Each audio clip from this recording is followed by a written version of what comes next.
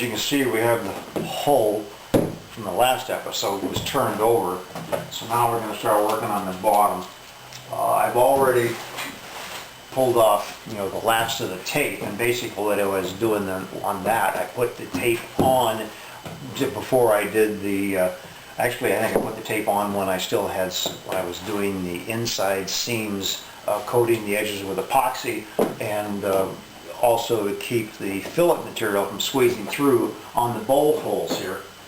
So now we come along and we want to get, before we get a chance to do anything, I want to make certain that everything is smooth. But when I do fair in the edges, that you don't have those little things going along that are going to screw up the finish. So I have to come by and either use my sanding block or my little rasp on the fine side, and just lightly going along.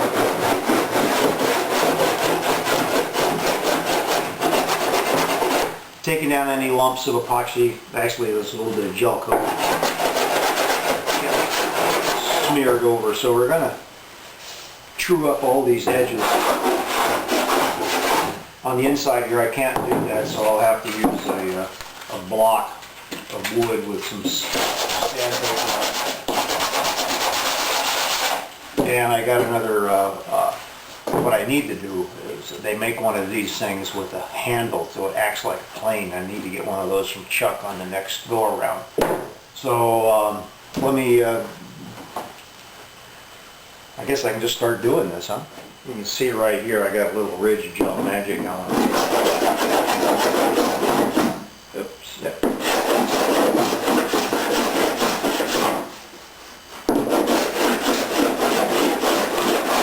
Try not to get much pressure on the this end, it's up in here. Well, I guess it doesn't matter much because it'll be covered with cloth. Sometimes when you're doing this and it's not going to be exposed.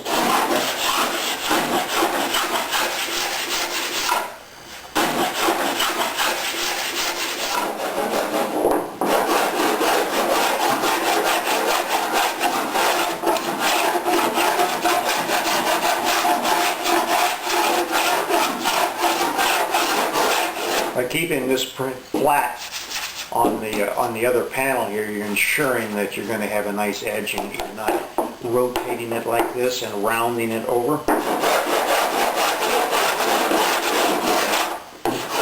Same when you're coming in the other way.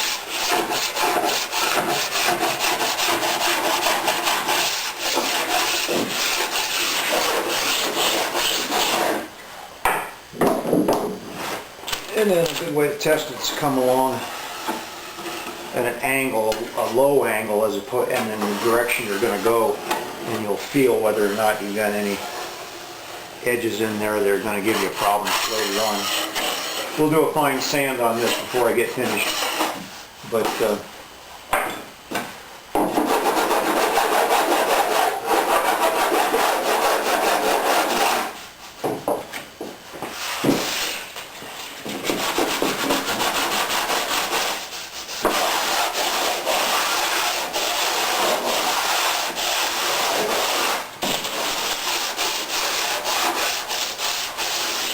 I've already done this, but before I did, the nose was sticking out a little bit. It had more of a squareness to it that I didn't like. I wanted it more rounded, smooth in here. And so I took a pencil and just kind of feathered in what I thought was a nice, color, or not color, but arc. And then I shaped it down to that with my my rasp until I was happy. And then on the ends, on both sides, be sure that you taper it in on the center line itself, so everything comes in nice and smooth. And let me reset up here on the very nose, because I want to show you something there too. When I put these two together, I didn't, it's real nice and tight. It's probably about, I don't know, maybe a quarter of an inch on the nose here, but it's got a big thick fillet on the back side, so I'm not going to worry about it being weak, and I didn't have to put in any big beam or board or whatever they call those things in traditional boat building, but it's probably 3/4 of an inch thick in here with the fillet material in behind. And also, I'd already, when I had some extra fillet material, when I was doing the inside, I went ahead and filled in the crack that formed on the outside here. So I've already did a little bit of shaping on it, but then what I did was I took some sandpaper and a piece of half-round tubing, and then put that in, and when you press it down in there, you got a nice tool to make it nice and round.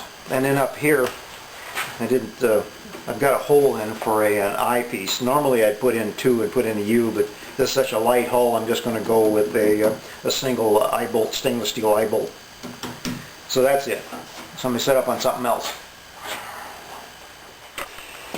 On the outside of the transom here, where the panels overlap, and they do on this model overlap, they were screwed in to the panel, the stern panel, which was 3 thicknesses of the 4mm plywood. There's a little bit of air on the ends of these panels, and when I finish this one, I'll segue into something that you should probably do on your boats. But go ahead and line up the tops, and then as part of the squaring process, but as long as the tops are lined up, and then always make certain that the panel is at least 1/4 of an inch taller. Always make it taller so that when you line up the edges, if the links and the sides come out to fit nice, but the tops are off, you want to be able to have something on this part to trim in case this is set in just a slight offset on the panels. It didn't, but in case it does, it gives you some wiggle room by having some extra height here. Also, line it up so that you minimize the amount that you're going to have to take off, whether or not the plans originally called for that this would have been out maybe another 1/16 of an inch this way, but it fits better that way. So on your boat, when you're doing this, you will see what you need to do. But now we've got to get the rasp out.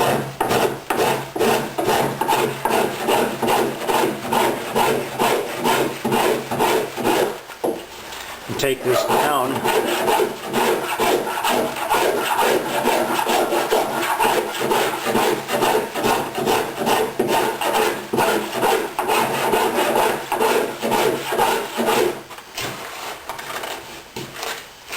Let me come back when I get closer to being done. Basically, I'm just going to rasp this down till it's flush. Try not to put too many scratches in this, even though this will most likely be covered with glass cloth. I'm going to try to fold it in, but if not, you want to have the surface that doesn't get all messed up by the edges on this thing. So try to stay on the edges. Well, I thought this is the kind of stuff that you guys are really interested in, so let's help.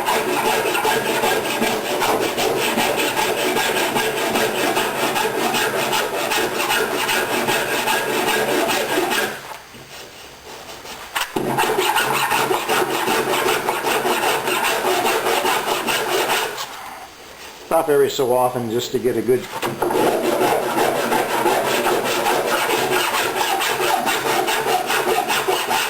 feel how it's going.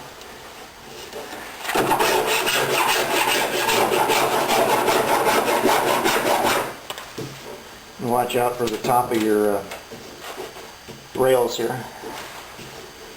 I fared them in pretty close to when I was doing the ends of the rails. And you can see I got a little carried away down in here. That'll get sanded over anyway. Let me switch over to something a little there.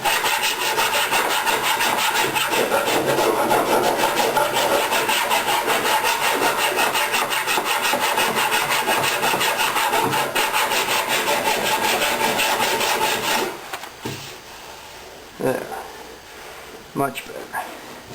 Let me go ahead and do well, I guess I can go ahead and do this. You want to round this over now?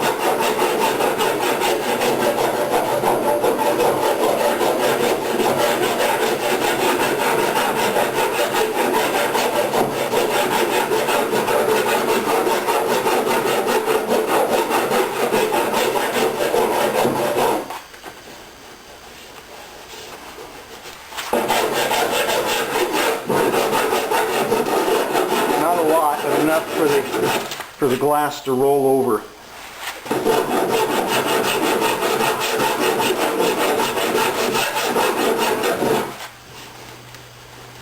And then watch for the edges along here on the glass, you don't get cut.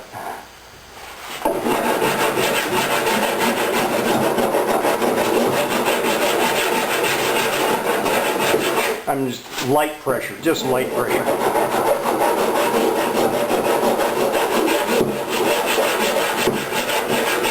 And then follow along the edge. You'll see a color change where you go down. As long as you keep this color change an even line, then you know that the angle then is consistent and that you aren't putting any wowies in it.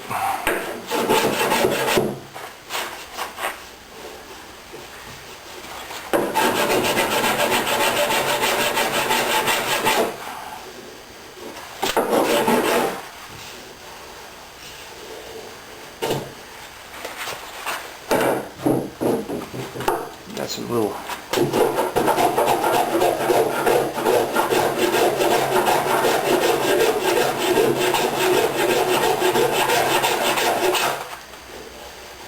lumps of gel magic squirted through.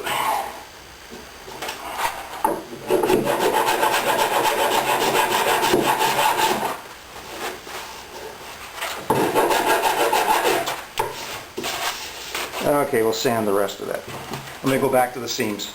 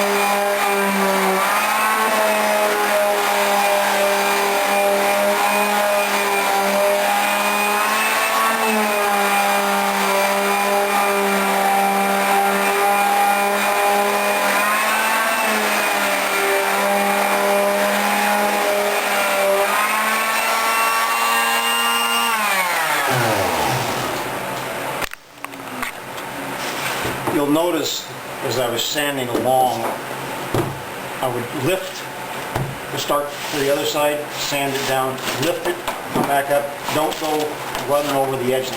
Don't go running over the edge like that. Lift it over the edges. And I'm going to do a high side here along the thing, but somebody had asked me before, because they'd seen my little vacuum here, hooked up these things, which if you have one of these things, you know the little stub on the end just doesn't fit anything. But what I did find was I took a piece of PVC pipe that was actually a little bit too big to fit on it, and I cut out a little length, about the same length as the little stub coming out of the sander, and I took my hacksaw and cut along the length of it and cut out a little, I don't know, maybe 1/8 of an inch along this length of the pipe, so it would squeeze in. So then I squeezed it in. Actually, no, I think it was squeezed out. I put a cut in it and it squeezed out. Squeezed out, and then I drilled a hole through it and put in a short screw, which is short enough that it goes through the PVC pipe and then into the little stub on the sander. But when I got when my old vacuum cleaner died and I got the new one, I was noticing it was really sucking really hard. It was like there was just too much drag on it. So I had an old house vac that had died, an old Sears that I'd had for like 20 some years, and it finally died, and I got a new little Sears to replace it. And I thought, well, I'll take the I don't think you can see it here or not. It's got this sliding, opening on it. And I thought, well, I'll just cut that off because it fit perfectly over this outside of my plastic pipe. And so I just, bored a hole in it and screwed it in. So now I have a way to monitor how much vacuum is going through here, which is more than enough. And I'm not trying to kill my little vacuum cleaner by making it, work too hard. It works hard enough to draw the dust out, but not so much that it's going to overload it and burn it out. So I'm almost done. We'll come back when I'm finished, and I think probably the next thing I'll do is get some epoxy and a acid brush, and then wet out the edges here. Get them prepped up for some filling material. I don't know whether I'm going to use Easy Fillet or some fairing compound, probably fairing compound. So we'll be back.